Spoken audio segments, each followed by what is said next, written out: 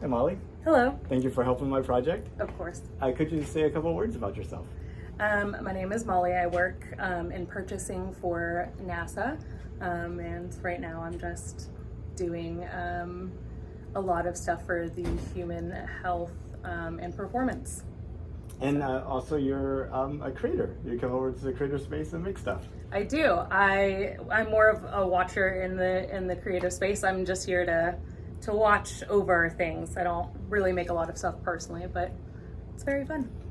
I've been watching a lot of people make stuff too, so it's really exciting. It's a learning curve for me, for sure. So I guess you must already know that NASA's going back to the moon. I do. Would you be surprised that most of the people I talk to on the street have no idea? I actually wouldn't be surprised. I guess it's because I work in that field that I have some, privileged information, so I know what they're working on, what things are being bought and what things are being tested.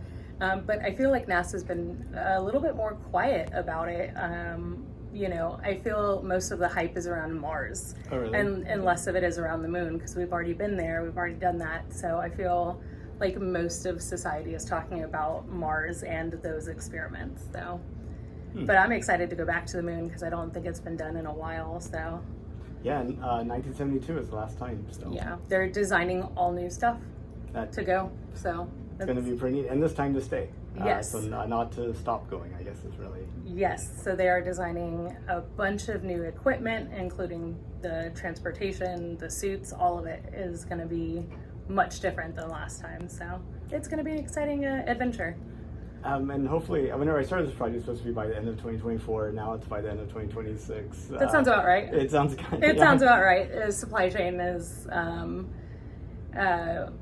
very difficult thing. There's a lot of very specific talents that are needed, and sourcing those talents is, part of the struggle, and getting them to be able to work and complete something that's completely new has been, I think, a very interesting challenge. So When you think about where it might lead to in, say, like 200 years, which is like an impossibly difficult time to imagine, do you see us having like people on the moon and Mars just like we have here on Earth, or do you think we're only here on Earth making these little kind of short trips to these places?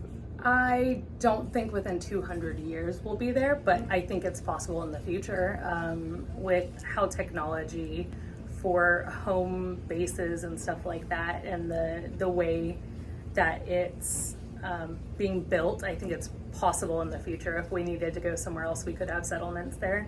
I don't really see the need yet, and a lot of technology gets furthered when the need is there. So I think as we see the Earth continue to get worse, maybe in the future we could see stations somewhere else. But right now, I don't see that being the primary focus.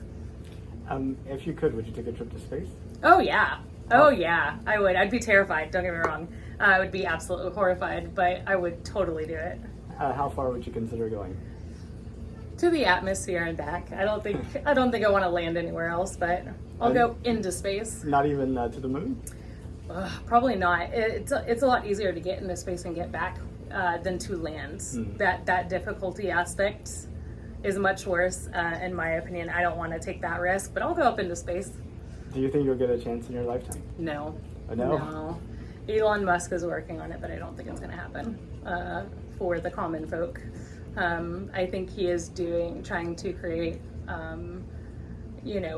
very expensive paid trips to people, but I think it's around 200,000 is what they were quoting for like the first goers, and I'm like, I'm paying 200,000 to go to the moon, but it'll be there eventually.